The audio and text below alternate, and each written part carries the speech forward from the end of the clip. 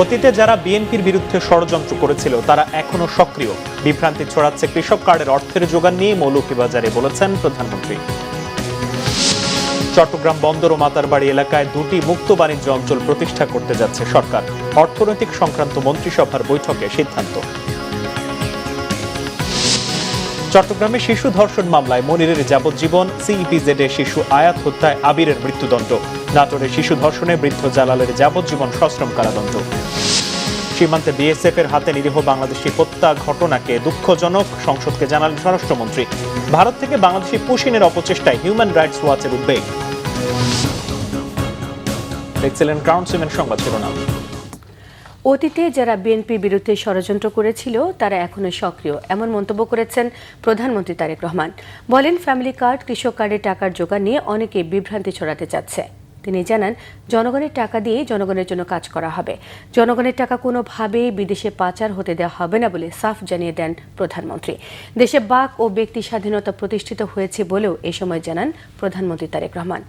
মৌলভীবাজার থেকে বিস্তারিত জানাচ্ছেন সিকান্দার রহমান। ভিডিও ধারণ করেছেন জাহাঙ্গীর আলম, সঙ্গে ছিলেন জেলা প্রতিনিধি সৈয়দ হুমায়দ আলী শাহিন।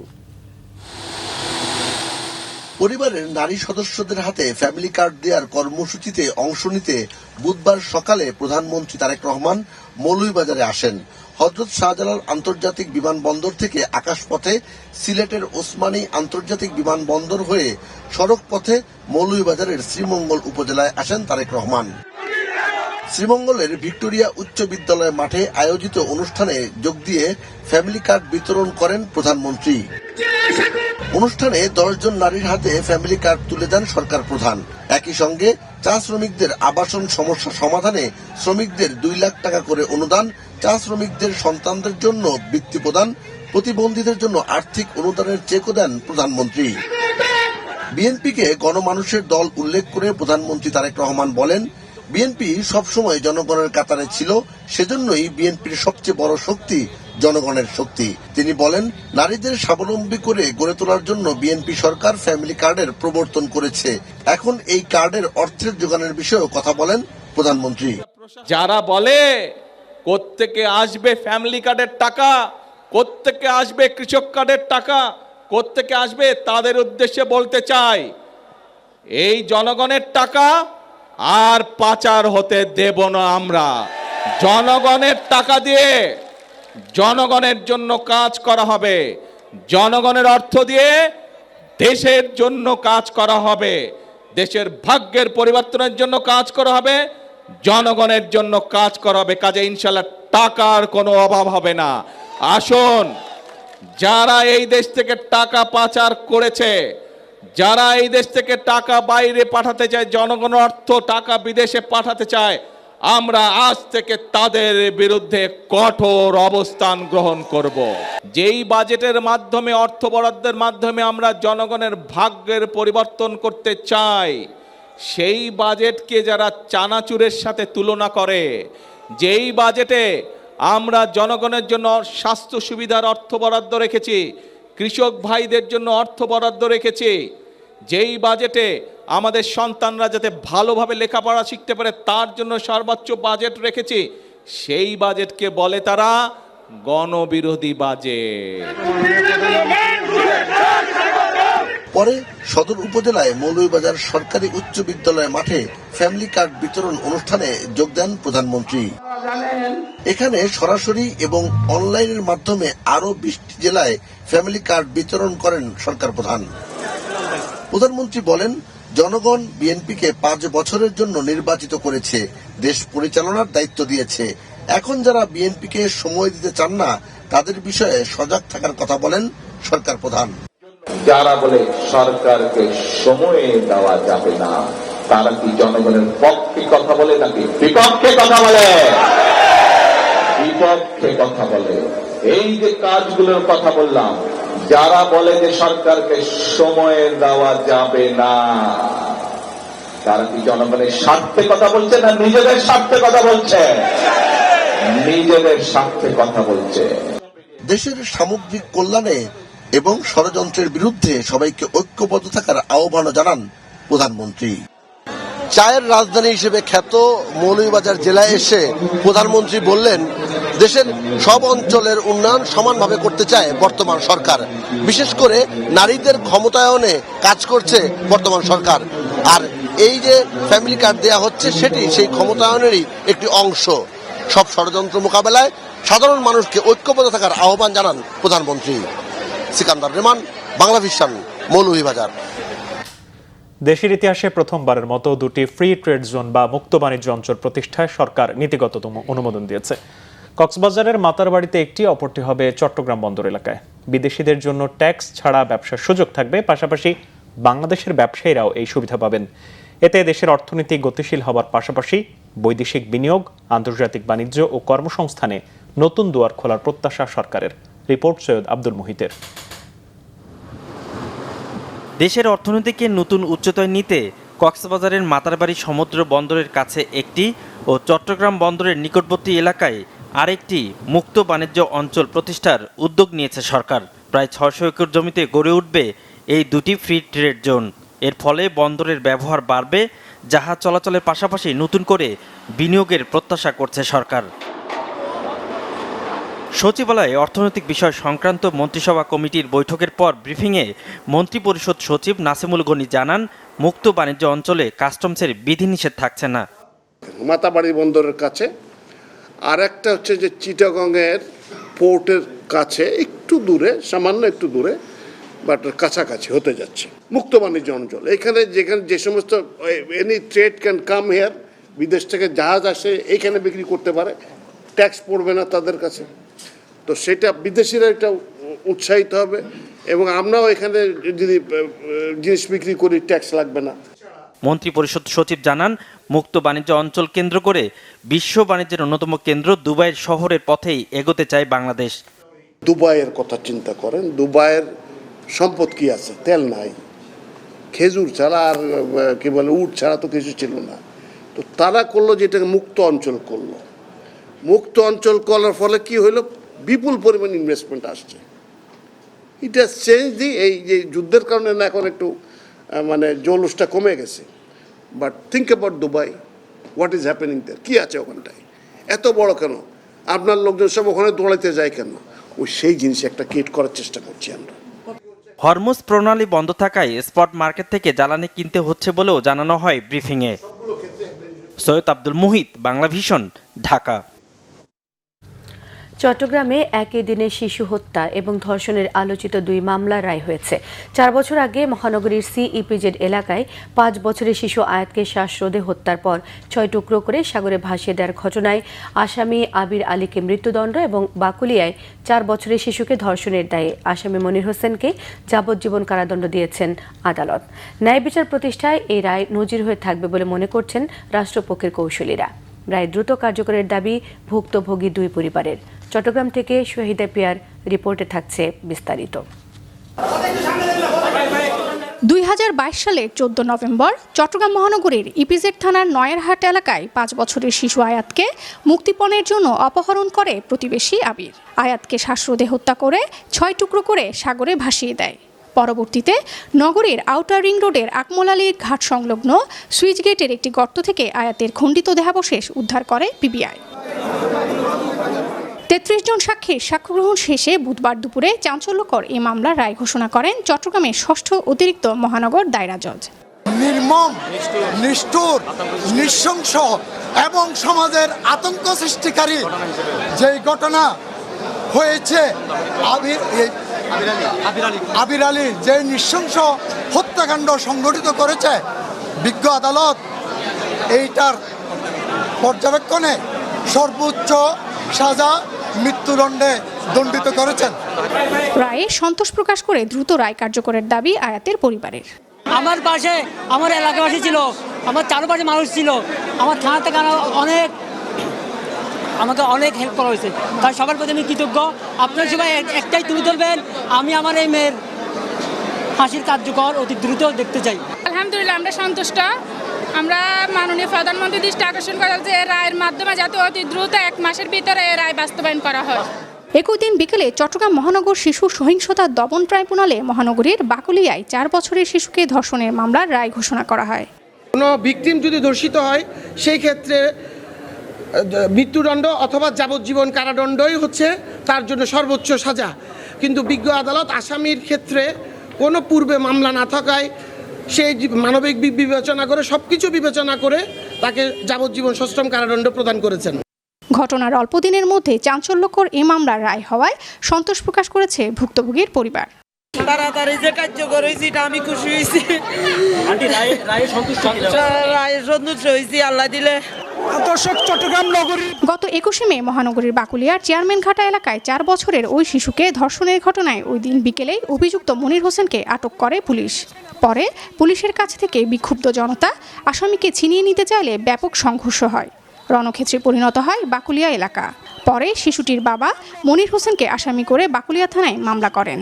ঘটনার দায় স্বীকার করে আদালতে স্বীকারোক্তিমূলক জবানবন্দি দেয় আসামি মনির। শাহিদা পিয়া, বাংলা ভিশন, চট্টগ্রাম। এদিকে নাটোরে 5 বছরের এক শিশুকে ধর্ষণের মামলায় জালাল উদ্দিন নামে এক বৃদ্ধকে যাবজ্জীবন সশ্রম কারাদণ্ড দিয়েছেন আদালত। দুপুরে রাজশাহীর দ্রুত বিচার ট্রাইব্যুনালের বিচারক মোহাম্মদ তৈয়ব আলী এ রায় ঘোষণা করেন। এ সময় দণ্ডপ্রাপ্ত আসামি আদালতে উপস্থিত ছিল। মামলায় বলা হয় 2023 সালের অগাস্ট মাসে নাটোরের গুরুদাসপুর উপজেলার লক্ষ্মীপুর মধ্যপাড়া গ্রামে ভুক্তভোগী শিশুটি নিজ বাড়ির আঙিনায় খেলা করছিল। এ সময় প্রতিবেশী অভিযুক্ত জালাল উদ্দিন শিশুটিকে ফুসলিয়ে তার ঘরে ডেকে নিয়ে ধর্ষণ করে। পরে শিশুটির কান্নাকাটি ও শারীরিক অবস্থা দেখে পরিবারের লোকজন বিষয়টি জানতে পারেন। ঘটনার পরপরই শিশুটির মা নাটোরের গুরুদাসপুর থানায় জালাল উদ্দিনকে একমাত্র আসামি করে একটি ধর্ষণ মামলা করেন। মামলাটি দ্রুত নিষ্পত্তির জন্য রাজশাহীর দ্রুত বিচার ট্রাইব্যুনালে স্থানান্তর করা হয়। সেখানে দীর্ঘ শুনানি ও সাক্ষীদের সাক্ষ্য গ্রহণ শেষে আদালত আজ এই রায় দেন। রায় ঘোষণা শেষে কড়া নিরাপত্তায় দণ্ডপ্রাপ্ত আসামি জালাল উদ্দিনকে রাজশাহী কেন্দ্রীয় কারাগারে পাঠানো হয়। সীমান্তে ভারতীয় সীমান্তরক্ষী বাহিনী বিএসএফ এর হাতে নিরীহ বাংলাদেশি নাগরিক হত্যার ঘটনা মানবাধিকারের সুস্পষ্ট লঙ্ঘন বলে মন্তব্য করেছেন স্বরাষ্ট্রমন্ত্রী সালাউদ্দিন আহমদ। বুধবার জাতীয় সংসদের প্রশ্নোত্তর পর্বে সংরক্ষিত আসনের সংসদ সদস্য নীলোফার চৌধুরী মনির এক প্রশ্নের জবাবে লিখিতভাবে এসব কথা বলেন স্বরাষ্ট্রমন্ত্রী। স্পিকার হাফিজউদ্দিন আহমেদের সভাপতিত্বে সংসদের বৈঠকে প্রশ্নোত্তর টেবিলে উপস্থাপিত হয়। স্বরাষ্ট্রমন্ত্রী জানান, ভারতের পশ্চিমবঙ্গের বিধানসভা নির্বাচনের পর সীমান্ত দিয়ে বিএসএফ কর্তৃক 36টি পুশিন করার চেষ্টাকে বর্ডার গার্ড বাংলাদেশ বিজিবি সফলভাবে প্রতিরোধ করেছে। বাংলাদেশ এবং ভারতের মধ্যে অনুষ্ঠিত বিজিবি বিএসএফ মহাপরিচালক পর্যায়ে সীমান্ত সম্মেলনগুলোতে বিষয়টি অত্যন্ত গুরুত্বের সঙ্গে এবং জোরালোভাবে উপস্থাপন করা হয়েছে। আর এক প্রশ্নের জবাবে পররাষ্ট্রমন্ত্রী ডক্টর খলিলুর রহমান জানান, মার্কিন যুক্তরাষ্ট্রের সঙ্গে স্বাক্ষরিত এগ্রিমেন্ট অন রেসিপ্রোকাল ট্রেড চুক্তির ফলে মার্কিন তুলা ব্যবহার করে তৈরি পোশাকের ক্ষেত্রে শূন্য শুল্ক সুবিধা নিশ্চিত হয়েছে। তিনি জানান, এই চুক্তি বৈশ্বিক সরবরাহ ব্যবস্থায় বাংলাদেশের অবস্থান শক্তিশালী করার পাশাপাশি জ্বালানি নিরাপত্তা এবং বিনিয়োগ আকর্ষণে ইতিবাচক ভূমিকা রাখবে। পরে সংসদে বাজেট আলোচনায় অংশ নেন সরকার এবং বিরোধী দলের সংসদ সদস্যরা। সীমান্তে ভারতের অমানবিক আচরণ আন্তর্জাতিক অঙ্গনে তুলে ধরতে সরকারের প্রতি আহ্বান জানিয়েছেন আমার বাংলাদেশ এবি পার্টির চেয়ারম্যান মুজিবুর রহমান ভূঁইয়া মঞ্জু। বুধবার রাজধানীতে এবি পার্টির কেন্দ্রীয় কার্যালয়ে এক সংবাদ সম্মেলনে এই আহ্বান জানান তিনি বলেন, বন্দি প্রত্যর্পণ চুক্তির আওতায় পলাতক আসামিদের ফেরত না পাঠিয়ে বরং নিরীহ মানুষদের বাংলাদেশে পুষিয়ে চেষ্টা করছে ভারত। একই সংবাদ সম্মেলনে দলের সাধারণ সম্পাদক ব্যারিস্টার আসাদুজ্জামান ফুয়াদ বলেন, নির্বাচিত সরকার আসার পরও সীমান্ত নিয়ে ভারতের আচরণে কোনো পরিবর্তন আসেনি। গত 56 বছরে সীমান্তে হত্যার শিকার মানুষদের তালিকা প্রকাশ এবং জুলাই গণ অভ্যুত্থানের আকাঙ্ক্ষার আলোকে সর্বদলীয় পররাষ্ট্রনীতি বাস্তবায়নের দাবি জানান আসাদুজ্জামান ফুয়াদ। রাষ্ট্রের সাথে রাষ্ট্রের সম্পর্ক, জনগণের সাথে জনগণের সম্পর্ক। আওয়ামী লীগ জাতীয় পার্টি মিলে এই ভারতীয় একাদশ গত 5.5 দশক ধরে সবচেয়ে বেশি সময় ক্ষমতায় ছিলেন। যদি এমনটাই ধরে নেওয়া হতো যে তারা ভারত বিরোধী ছিলেন না, কিন্তু বাংলাদেশের জাতীয় স্বার্থ সফলভাবে সংরক্ষণ করতে পেরেছেন, তাহলে এই অভিযোগগুলো বারবার আসতো না। ভারতীয় একাদশ ক্ষমতায় থাকার পরেও আমাদের যে দ্বিপাক্ষিক বিষয়গুলো আছে, ইস্যুগুলো আছে, সেগুলোর কোনোটাই সম্মানজনক কোনো সমাধানের পথে যায় নাই। কয়েকটা জিনিস অত্যন্ত পরিষ্কার, ভারত আমাদের ন্যায্য পানির হিস্সা দিবে, আমাদের সীমান্তে গণহত্যা মানুষ হত্যা বন্ধ করবে। এই পুশিনের যে বিশাল কার্যক্রম তারা হাতে নিয়েছে, আমি জানি না সরকার কিভাবে নিশ্চুপ হয়ে আছেন, বা ব্যারিস্টার ফুয়াদ বলেছেন যে পার্লামেন্টে ওনারা এটাকে ব্ল্যাক আউট করে দিতে চাচ্ছেন। এটা কি মানে কোন নীতি কি কারণে করছেন সেটা আমাদের বোধগম্য নয়। আন্তর্জাতিক ভারত থেকে বাঙালিদের বেআইনিভাবে বহিষ্কার এবং বাংলাদেশে পুষিনের অপচেষ্টায় উদ্বেগ জানিয়ে বিবৃতি দিয়েছে আন্তর্জাতিক মানবাধিকার সংস্থা হিউম্যান রাইটস ওয়াচ। প্রায় 5,000 মানুষকে পুষিনে বাধ্য করার অভিযোগ উঠেছে পশ্চিমবঙ্গের মুখ্যমন্ত্রী শুভেন্দু অধিকারীর বিরুদ্ধে। হিউম্যান রাইটস ওয়াচের প্রতিবেদনে বলা হয়েছে, এবছরের 1 জুন থেকে ভারতীয় সীমান্তরক্ষী বাহিনী বিএসএফের 21টি পুশব্যাক চেষ্টা প্রতিহত করে নারী শিশু সহ 2 শতাধিক মানুষকে ফিরিয়ে দিয়েছে বাংলাদেশি সীমান্তরক্ষী বাহিনী বিজিবি। পঞ্চগড় সীমান্তে একটি 75 ঘন্টার অচলাবস্থা সহ একাধিক ঘটনা ওই প্রতিবেদনে অন্তর্ভুক্ত করা হয়েছে। হিউম্যান রাইটস ওয়াচ জানিয়েছে, ভোটার তালিকা থেকে বাদ দিয়ে এবং কোনো আইনি সুযোগ না দিয়ে এ বহিষ্কার প্রক্রিয়া চালাচ্ছে ভারত, যা আন্তর্জাতিক মানবাধিকার আইনের লঙ্ঘন। এক্ষেত্রে পশ্চিমবঙ্গের নয়া মুখ্যমন্ত্রী বিজেপি নেতা শুভেন্দু অধিকারীর নাম বিশেষভাবে উল্লেখ করেছে হিউম্যান রাইটস ওয়াচ। এই প্রতিবেদনে শুভেন্দুর বিরুদ্ধে বাঙালি মুসলমানদের বাংলাদেশে অবৈধভাবে পুশব্যাকের জন্য বিশেষ অভিযান চালাতে নির্দেশ দেওয়ার অভিযোগ আনা হয়েছে। দীর্ঘ এই প্রতিবেদনে সংস্থাটির দক্ষিণ এশিয়া শাখার উপপরিচালক মীনাক্ষী গাঙ্গুলি ছাড়াও 9 জন ভুক্তভোগীর সাক্ষাৎকার সংযুক্ত করা হয়েছে।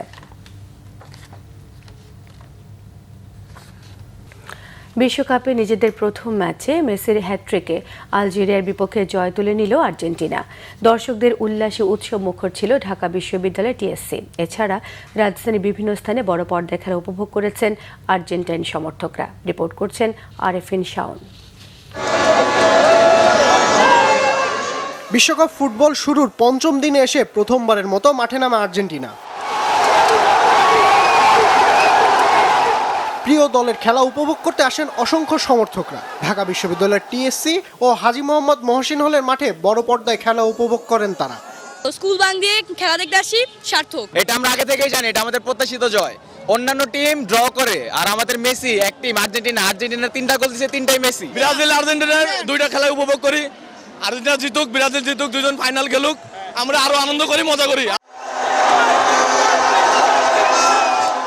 বুধবার সকাল থেকে নির্ধারিত স্থানে দলের জার্সি পরে জড়ো হতে থাকে সাপোর্টাররা। অনেকে দাঁড়ানোর জায়গা না পেয়ে উঠেন গাছের মগডালে, আবার অনেকে উঠেছেন বিভিন্ন দেয়ালে। প্রিয় দলের খেলা উপভোগ করতে কোনো বাধাই যেন দমাতে পারেনি তাদের।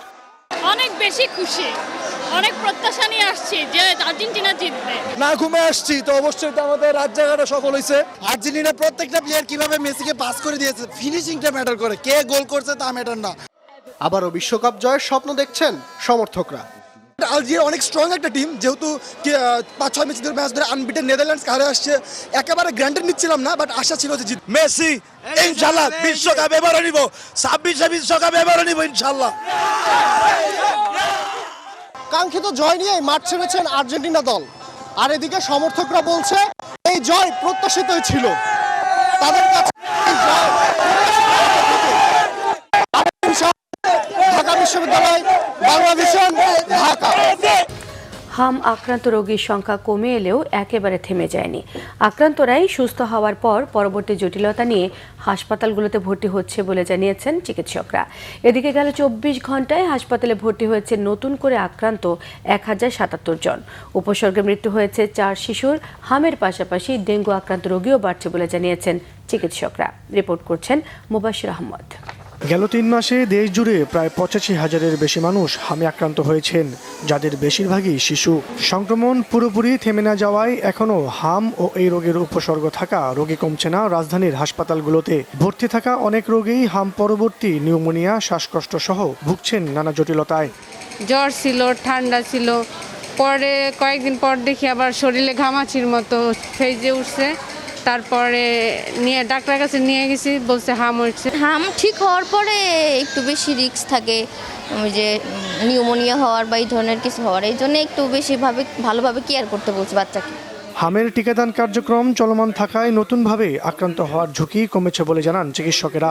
নিউলি অ্যাফেক্টেড মিজাজ কিন্তু খুবই কম, মিনিমাম। যেগুলি আসতেছে সেই পুরান, আগে হয়েছিল 1 মাস আগে, আবার এখন ডায়রিয়া বা নিউমোনিয়া বা অন্য কোনো সংক্রমণ নিয়ে আসতেছে।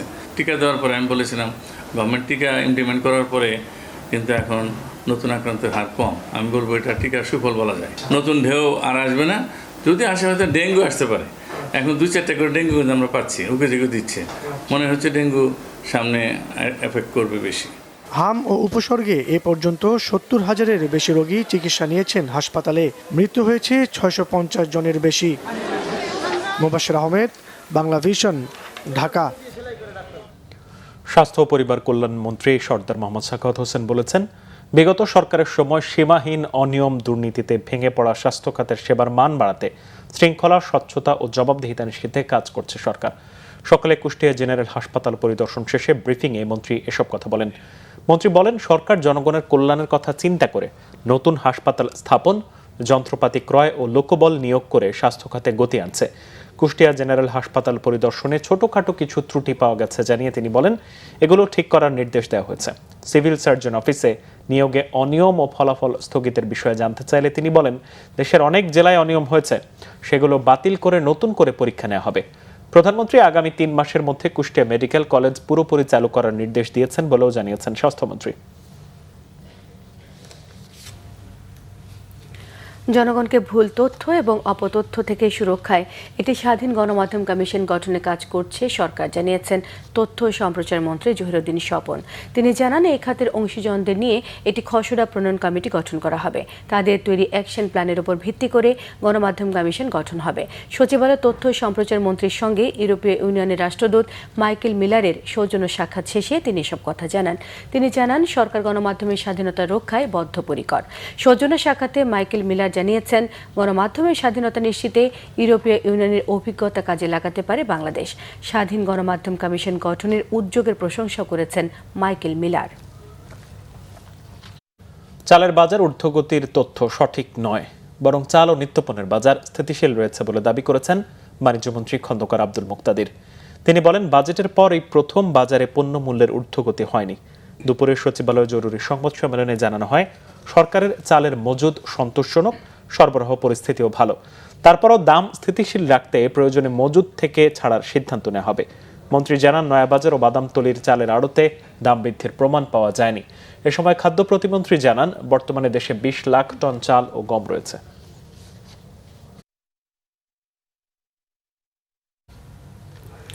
সামাজিক যোগাযোগ মাধ্যমে নিজের আবেগ ঘন এবং দরদি কণ্ঠে গান গেয়ে ভাইরাল হওয়া ফরিদপুরের লোকশিল্পী লাইলি বাউলকে 3 লাখ টাকার আর্থিক সহায়তা দিয়েছেন সংস্কৃতি মন্ত্রী নিতাই রায় চৌধুরী। বুধবার সচিবালয়ে আনুষ্ঠানিকভাবে লাইলির হাতে চেক তুলে দেওয়া হয়েছে। সংস্কৃতি মন্ত্রী জানান, লাইলি বাউলের গানের প্রতিভা ছড়িয়ে দিতে শিল্পকলা একাডেমির সঙ্গে সম্পৃক্ত করা হবে। সরকার তার গানের স্বীকৃতি দেবে বলেও আশ্বাস দিয়েছেন মন্ত্রী। এ সময় লাইলি বাউল জানিয়েছেন, ছোটবেলা থেকেই গান গাওয়ার প্রতি আগ্রহ থাকলেও সুযোগের অভাবে তা হয়ে ওঠেনি। দেশে বড় বড় অনুষ্ঠানে গান গাওয়ার সুযোগ চান লাইলি বাউল।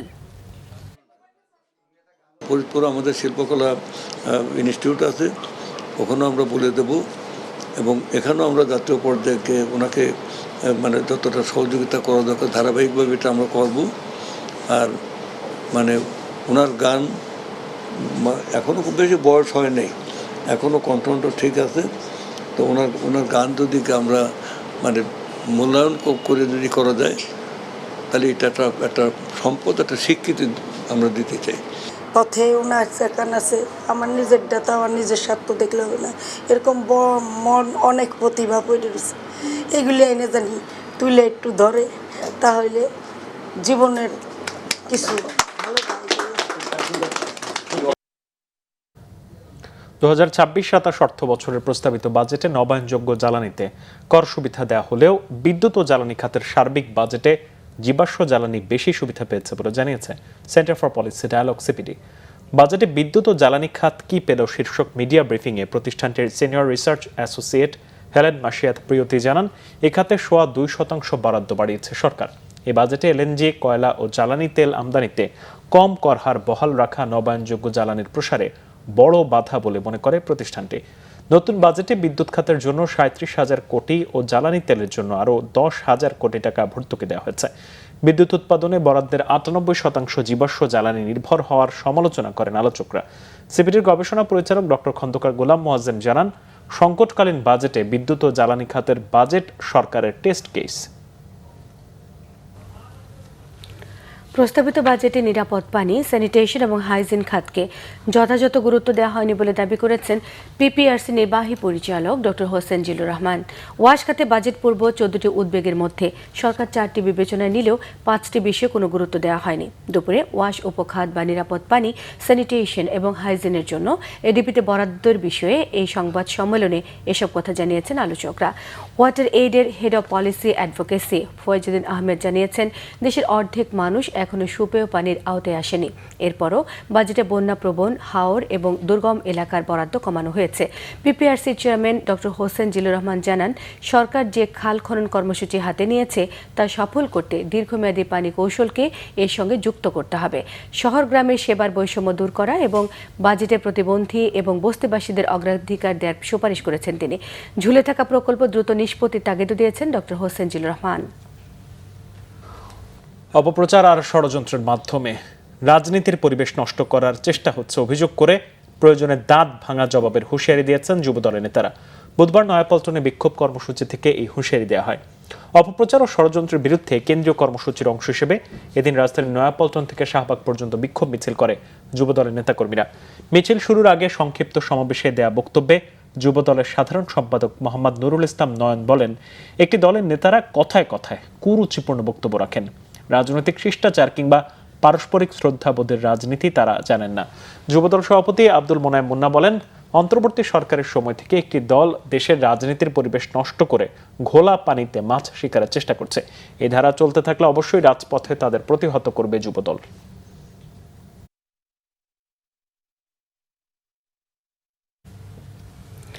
রাজধানীর আদাবরে তোরাক হাউজিং এলাকায় ছিনতাইকারী ধরতে গিয়ে পুলিশের ওপর হামলার ঘটনায় কবজিকাটা আনোয়ার গ্রুপের second in command Abu Sayeed সহ 6 জনকে গ্রেফতার করেছে র্যাব 2।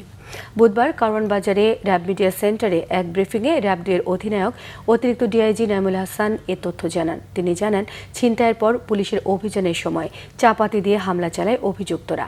এতে আদাবর থানার ওসি এবং এক এসআই গুরুতর আহত হন। ঘটনার পর মোহাম্মদপুর এবং পীরেরবাগ এলাকায় অভিযান চালিয়ে 6 জনকে গ্রেফতার করেছে র্যাব। গ্রেফতারকৃতদের মধ্যে মোহাম্মদপুরের শীর্ষ সন্ত্রাসী ফরিদ আহমেদ বাবু ওরফে এক্সেল বাবুও ছিল। এদের বিরুদ্ধে আইনি কার্যক্রম প্রক্রিয়াধীন রয়েছে বলেও জানিয়েছেন র্যাব 2 এর অধিনায়ক। জাল ভিসা ও পাসপোর্ট তৈরির অভিযোগে সাবেক ভূমি মন্ত্রীর একান্ত সহকারীকে গ্রেপ্তার করেছে মহানগর গোয়েন্দা পুলিশ ডিবি। মঙ্গলবার রাতে রাজধানীর ওয়ারি এলাকা থেকে তাকে গ্রেপ্তার করা হয়। এ সময় তার কাছ থেকে ভুয়া পাসপোর্ট ও জাল টিকিট উদ্ধার করা হয়। দুপুরে মিন্টো রোডে এক ব্রিফিংয়ে এই তথ্য জানান ঢাকা মহানগর গোয়েন্দা প্রধান শফিকুল ইসলাম। আসামি শিশির মোল্লা সাবেক ভূমি মন্ত্রীর ফেসবুক পেজ চালাতেন। সেই পরিচয় ব্যবহার করে নেতা মন্ত্রীদের বরাত দিয়ে প্রতারণা ও অর্থ আত্মসাৎ করত বলে জানায় ডিবি। বিদেশ পাঠানোর কথা বলে অন্তত 14 জনের কাছ থেকে টাকা নেওয়ার অভিযোগ রয়েছে তার বিরুদ্ধে। এসব ঘটনায় তার বিরুদ্ধে যাত্রাবাড়ি থানায় একাধিক মামলা রয়েছে বলেও জানান ডিবি প্রধান। এসব কাজে আরও 4 থেকে 5 জন তাকে সহযোগিতা করত, তাদেরকেও আইনের আওতায় আনা হবে বলে জানান ডিবি প্রধান।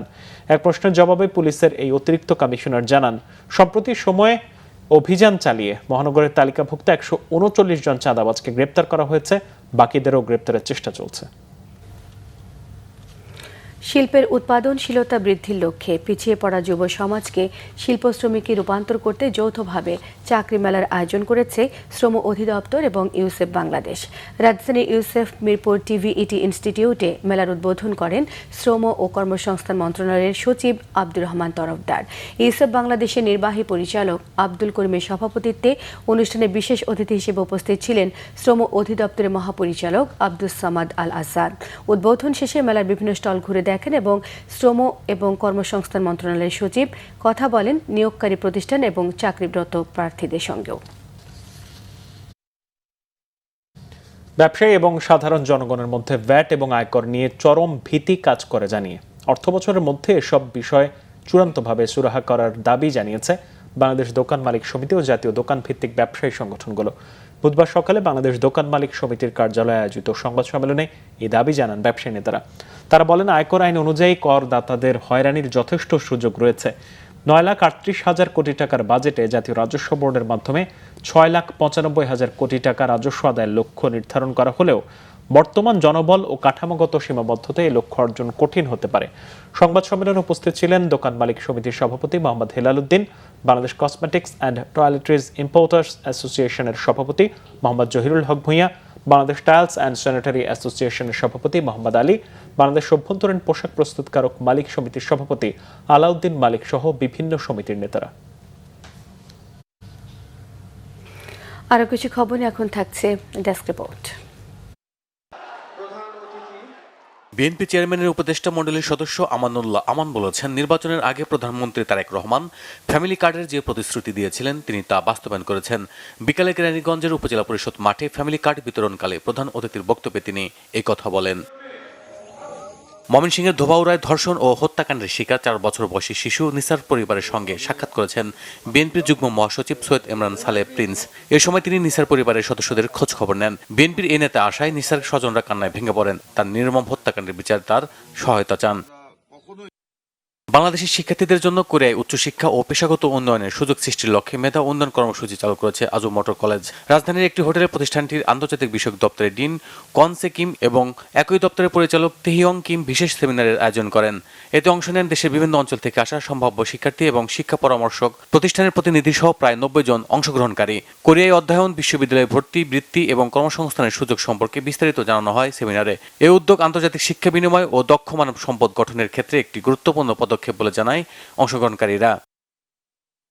দেশে দ্বিতীয়বারের মতো স্বজন CP VC plumber football fest 2026 আয়োজন করতে যাচ্ছে স্বজন গ্রুপ।